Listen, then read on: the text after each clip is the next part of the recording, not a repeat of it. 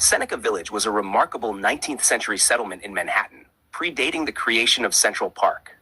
Here's a detailed look at its history, significance, and legacy. Origins and growth. Founded in 1825, when John and Elizabeth Whitehead subdivided their farmland between modern-day West 82nd and 89th Streets and 7th to 8th Avenues. The first purchasers included Andrew Williams, a free black shoeshiner, who bought 3 lots for $125.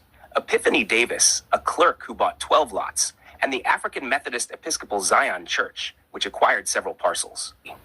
By 1855, the settlement had about 50 homes, 3 churches, a school, and burial grounds. The population reached 225 to 264 people, roughly 2/3 free African Americans, 1/3 Irish immigrants, and a few German families. Life in Seneca Village. Land ownership was key. Nearly half of the black residents owned their homes, affording them the ability to vote under New York's 1821 property requirement. In 1845, about 10 of the 100 black New Yorkers eligible to vote lived in Seneca Village. Self-sufficiency and lifestyle. Residents cultivated gardens, raised livestock, and fished in the Hudson, drawing water from a nearby spring known as Tanner's Spring.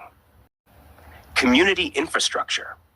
The village included churches, a school, sometimes in church basements, cemeteries, and regular employment in service and labor jobs. Displacement and erasure.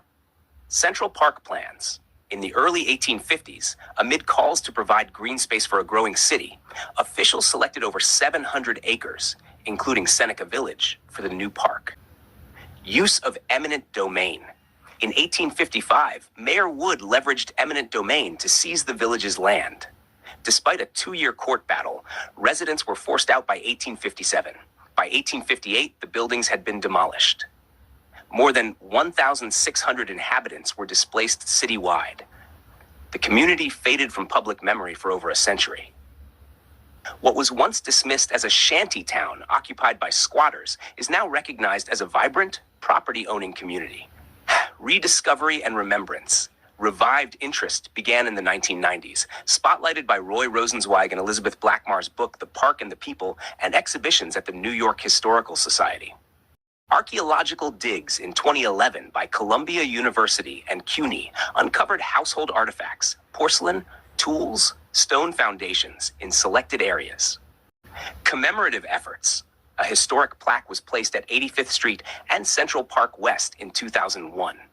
In 2019, the Central Park Conservancy introduced a temporary outdoor interpretive exhibit marking locations of homes, churches, and gardens. A multi-year initiative, supported by the Mellon Foundation, aims to establish a permanent, community-informed commemoration that lets the ground speak. Why Seneca Village still matters. Symbol of black autonomy.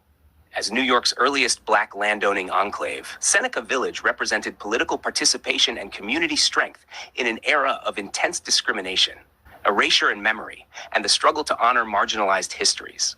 The village's disappearance underscores how urban expansion erased cultural identity, but its rediscovery is a powerful reminder of resilience.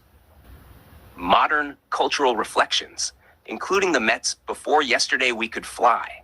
Imagine what Seneca Village's future might have been. A vibrant Afrofuturist community continuing to thrive. Seneca Village's story is one of community, agency, and loss, and ultimately reclamation. Its memory reminds us how landscapes and people's stories can shape and reshape a city's identity over time.